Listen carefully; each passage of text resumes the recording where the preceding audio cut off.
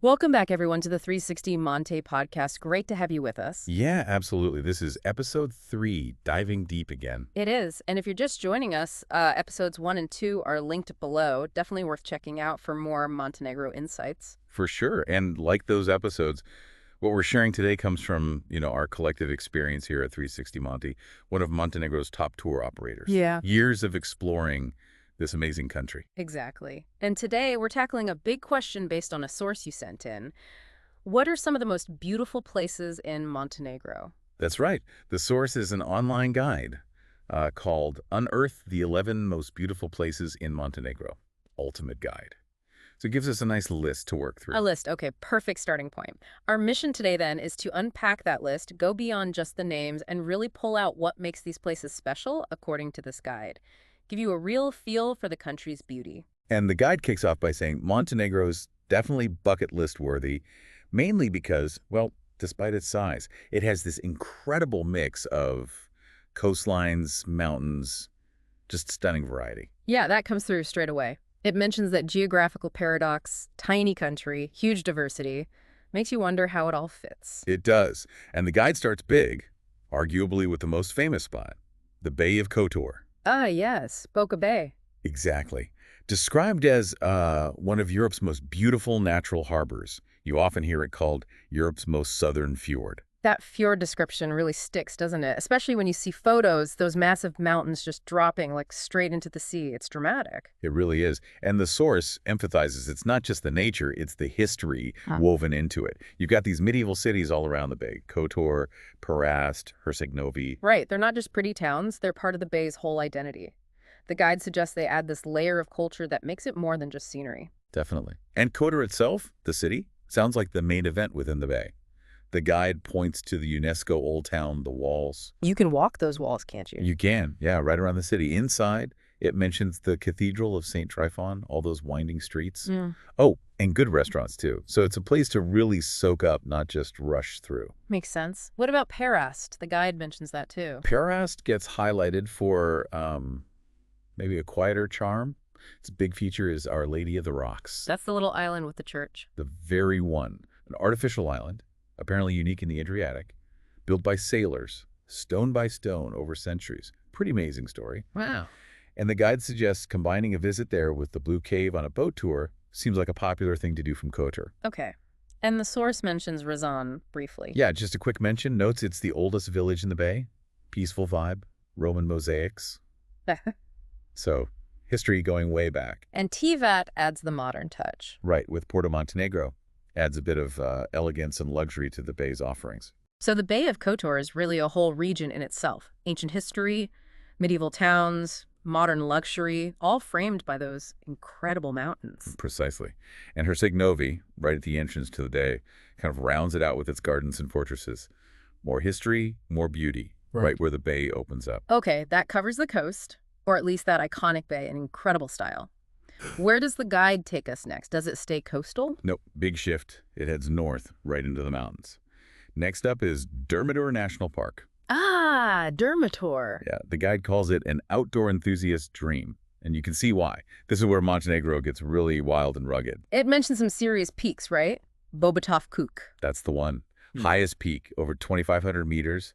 The source promises striking alpine views if you tackle it. Yeah. And Prudes Peak gets a nod for hiking, too. So yeah, proper mountains. But it's not just peaks, is it? No, not at all. The guide paints a picture of dense pine forests, these beautiful glacial lakes. It even shows a picture of Rage Lake, Devil's Lake. Looks incredible. And deep canyons, too. The canyons sound intense. The Tara River Canyon. Exactly. Singled out for whitewater rafting. And the guide makes a point of saying it's one of Europe's deepest river canyons. Gives you a real sense of scale. That's serious nature. Rafting, hiking. And skiing. It mentions Jelajak as the hub for ski resorts in winter. So Dermitor really seems to cover all bases: mountains, lakes, canyons, forests, even snow sports. A real adventure playground. Okay, from wild Dermitor, where to? Back south? Sort of south, yeah, but still inland. Lovischen National Park is next on the list. This one blends culture and nature. Mount Lovischen itself is the big feature. Dominates the park, yeah. And the guide raves about the views from the top. You can apparently see the Adriatic back over the Bay of Kotor, other mountains. just panoramic. And the main thing there, according to the source, is the mausoleum. The Mausoleum of Nudiotia, yes. Right on Lake Peak, one of the summits, it honors Peter II. Petrovich Yegosha, the guide describes him as a key Montenegrin figure, Prince Bishop, poet, philosopher. So it's a site with huge cultural weight. I remember reading about the climb. Ah, yes. The guide mentions the 461 stairs to get up there. It doesn't hide the effort, No kidding. but it immediately says the view makes it totally worth it. You kind of get the feeling the climb itself is part of the significance, earning that view, that connection to history. Makes sense. Like a pilgrimage, almost. And there are easier ways up now. Yeah, the source mentions the new Kotor cable car gets you nearby, or you can take tours. Different approaches to the summit. Okay, from mountains and mausoleums, a total change of pace next. Absolutely. The guide takes us to Lake Skadar National Park. Completely different vibe. It's the largest lake in the Balkans, right on the border with Albania. And it's big for wildlife. Hugely important, especially for birds. The source highlights it as a major spot for birdwatchers. Over 280 species live in the wetlands, including the endangered Dalmatian pelican. Wow, pelicans. That's cool. Yeah, pretty special. But it's not just nature. The guide points out there's history dotted around the lake. Dual monasteries, fortresses, little fishing villages. So how do you best experience it? A boat cruise seems to be the recommendation. Peaceful way to see the wildlife and maybe glimpse some of those historical sites. The source also mentions specific viewpoints like Pavlova Strana. Oh, the famous horseshoe bend view. That's the one. Ah. Of the river of Krnojević.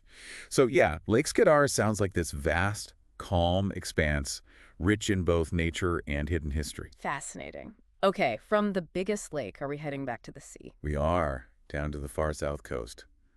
Ulchin Ulchin. Okay, what's the guide say about it? identifies it as the southernmost town, and right away notes its unique cultural mix being so close to Albania. Gives it a different feel, apparently. And beaches, I assume. It's the coast. Oh, yeah. Big time. The source specifically calls out Velika Playa, translates as Long Beach. And it is. 12 kilometers long, Montenegro's longest. 12 kilometers. That's massive. Huge stretch of sand.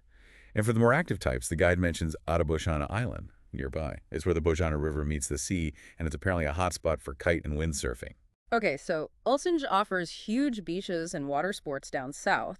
What about further up the coast? Moving north from there, we hit the Budva Riviera. The source calls this Montenegro's most popular tourist destination. Ah, Budva. Heard a lot about it. Yeah, Budva town is the centerpiece. The guide describes it as having it all. Medieval old town, sandy beaches, and pretty vibrant nightlife. Classic Adriatic resort town feel, perhaps. What about the old town? Sounds lovely. Ancient walls, maze-like streets inside, squares, loads of restaurants, bars, shops. A real hub of activity packed into that historic core. And the beaches there? Definitely a major draw.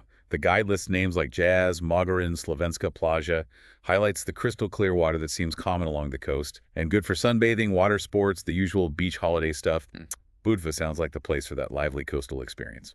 Okay, switching gears dramatically again, inland, right, Yeah. to Ostrog Monastery. Yes. And the guide presents this as something truly special, calls it a wonder of church construction and a major pilgrimage site. The location is just unreal, isn't it? Looking at the pictures in the source, it's literally built into a sheer cliff face. High up, almost vertical. Incredible. Founded in the 17th century, dedicated to St. Basil of Ostrog. And it has this powerful reputation, which the source mentions, for healing. People report miracles attributed to St. Basil. It gives the place this intense spiritual dimension. It's not just old, it's actively sacred for many people. You can see that in the description, the whitewashed buildings almost merging with the rock. Looks so serene, almost otherworldly. Yeah, ethereal is a good word.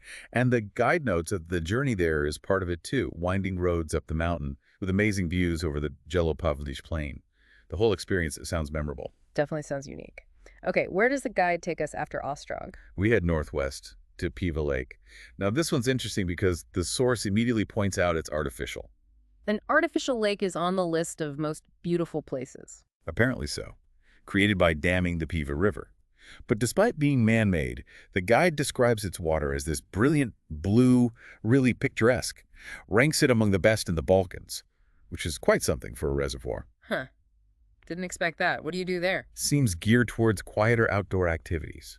Kayaking, fishing, boat tours, especially along the Pita Canyon, which the dam flooded part of. The emphasis is on quiet beauty, immaculate nature, more serene than adventurous, perhaps. Okay, interesting. Are we heading back to more rugged mountains after the lake? We are to the Grebiș Valley, which is inside Proclete National Park. That's down near the Albanian border again, in the Proclete Mountains, sometimes called the Accursed Mountains. Grebiș Valley. Sounds peaceful. The guide calls it one of the most charming and tranquil spots. Describes it as spectacular, a valley surrounded by lush forests and these really high, jagged peaks. Prime territory for hikers and photographers. And the trails. Described as breathtaking, sweeping views of the craggy mountains, green meadows.